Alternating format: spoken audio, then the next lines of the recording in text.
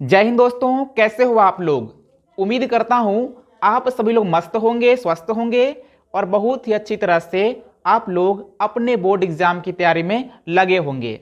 दोस्तों, इससे पहले हमने गॉस के प्रमेय को अच्छी तरह से पढ़ा दिया था और उसके बाद गॉस के प्रमेय का 2 ठो अनुप्रयोग भी पढ़ाया था। ये अनुप्रयोग नंबर 3 है। और दोस्तों, ये वाला टॉपिक भी मोस्ट इंपॉर्टेंट है। ये आपके एग्जाम में 5 नंबर में आते हैं। इस टॉपिक का नाम है अनंत विस्तार की समतल आवेशित अचालक चादर के निकट वैद्युत क्षेत्र की तीव्रता। तो आइए इसको हम लोग एकदम आसान तरीके से सॉल्व करने वाले हैं।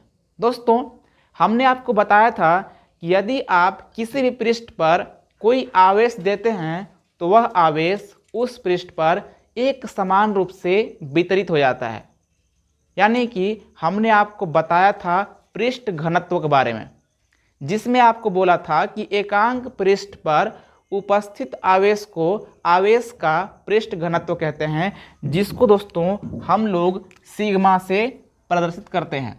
यानी कि सिग्मा बराबर होता है Q/A।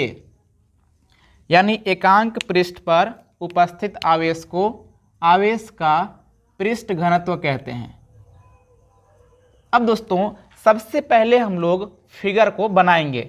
जैसे कि यहाँ टॉपिक है कि अनंत विस्तार की एक समतल आवेशित अचालक चादर है। तो यहाँ पे हमने एक समतल आवेशित चादर ले लिया है जिसका क्षेत्रफल दोस्तों A है। क्षेत्रफल A है और मान लीजिए कि इस पर जो आवेश है वो दोस्तों Q है। एकदम सिंपल सी बात है। अब दोस्तों, इस चादर से R दूरी पर कोई बिंदु एक ठो P है जिस पर हमें वैद्युत क्षेत्र की तीव्रता ज्ञात करनी है। अब दोस्तों, हमें इस बिंदु पर वैद्युत क्षेत्र की तीव्रता ज्ञात करनी है, लेकिन कैसे करनी है? तो गॉस के अनुप्रयोग से। तो यहाँ पे हम लोग एक गॉसियन पृष्ठ की कल्पना करेंगे। तो मान लीजिए कि हम लोग एक बेलनाकार गॉसियन पृष्ठ लेते हैं। अब दोस्तों, यहाँ से हम यहाँ पर एक बेलनाकार पृष्ठ ले लेते हैं कुछ इस प्रकार से। और दोस्तों, ये बिंदु मान लीजिए P है। अब यहाँ पे दोस्तों, अगर बेलन का एक सिरा इस साइड है तो दूसरा सिरा भी उसके पीछे रहा होगा, यानी कि उसको भी हम लोग ड्रॉ कर लेंगे कुछ इस प्रकार से। दोस्तों, यहाँ पे थोड़ा सा टेढ़ा दिखाई दे रहा है, लेकिन आप लोग अच्छे से ड्रॉ कीजिएगा। ये मान लीजिए। अब यहाँ पे जो वैद्युत क्षेत्र की तीव्रता की दिशा होगी दोस्तों, वो इधर होगा। उसको मान लेते हैं E1, यानी वेक्टर E1। और यहाँ पर एक बहुत ही छोटा सा क्षेत्रफल लेते हैं जिसको कहेंगे क्षेत्रफल सदिश, यानी कि वेक्टर DA। इसी प्रकार से इधर भी हो जाएगा, यानी कि अगर इसको हम P' मान लें तो वैद्युत क्षेत्र की तीव्रता वेक्टर E हो जाएगा। इसको E2 मान लेते हैं और क्षेत्रफल सदिश हो जाएगा DA। यहाँ पे हम लोग लिखेंगे कि माना एक अनंत विस्तार की समतल चादर है जिस पर धनावेश एक समान रूप से वितरित है, जिसके तल से R दूरी पर, यानी कि इसके तल से R दूरी पर एक बिंदु P है जिस पर हमें वैद्युत क्षेत्र की तीव्रता ज्ञात करनी है। अब दोस्तों, इस बेलनाकार पृष्ठ से होकर गुजरने वाले हम लोग वैद्युत फ्लक्स की गणना करेंगे। अब इस बेलनाकार का 2 सिरा है, एक सिरा दोस्तों इधर है, एक सिरा इधर है। तो दोनों ही सिरों से वैद्युत फ्लक्स गुजरेगी। तो हम लोग यहाँ पे लिखते हैं कि अतः बेलन के दोनों सिरों से, बेलन के दोनों सिरों से गुजरने वाला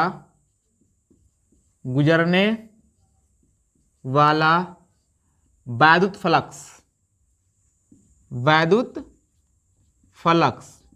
आप लोगों को पता है कि वैद्युत फ्लक्स को फाई ई से दर्शाते हैं, तो लिखेंगे फाई ई बराबर समाकलन A E vector E dot vector D A plus समाकलन A vector E dot vector D ए।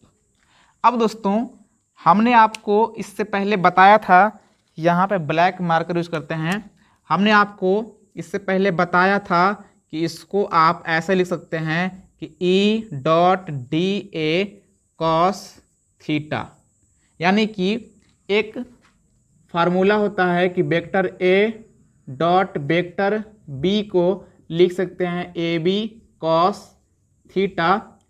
तो इसी के थ्रू यहाँ पे हम लोग इसको लिख सकते हैं E dot D A cos theta plus समाकलन ए E dot D A cos theta.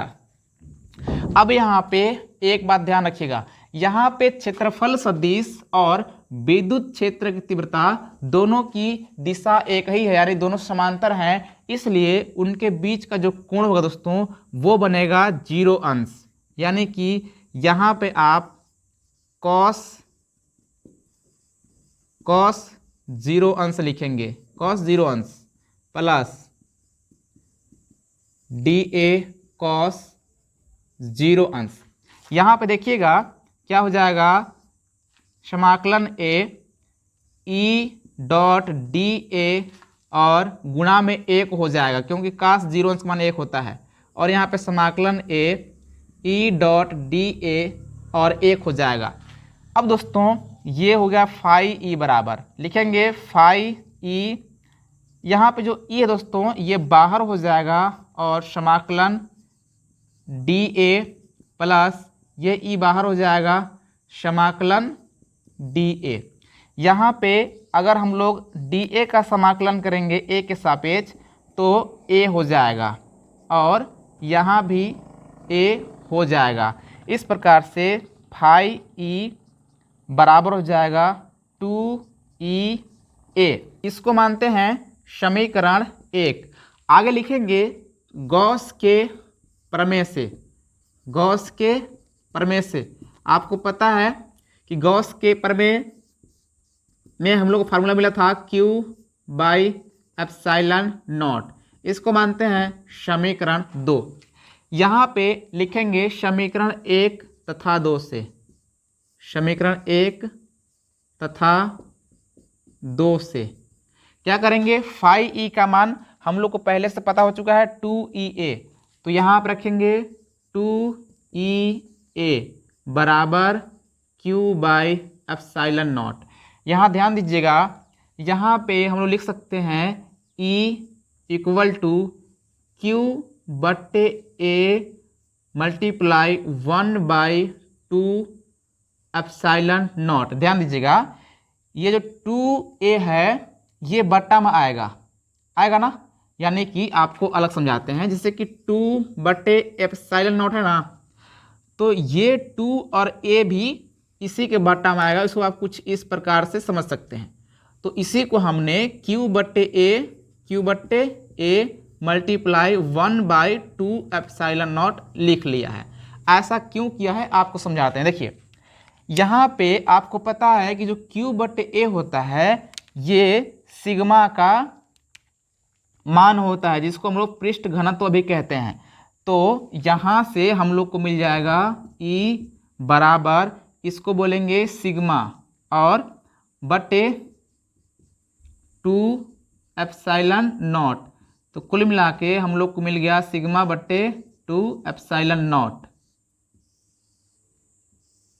और मात्रक होता है न्यूटन प्रति कूलम, न्यूटन प्रति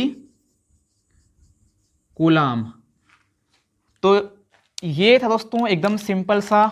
उम्मीद करता हूँ कि आपको ये वाला डेरिवेशन बहुत ही अच्छी तरह से समझ में आ गई है। अगर आपको समझ में आई हो तो इस वीडियो को प्लीज़ लाइक कीजिएगा और इस चैनल को सब्सक्राइब करके बेल आइकन जरूर प्रेस कीजिएगा। मिलते हैं किसी और वीडियो में, तब तक नमस्कार, जय हिंद।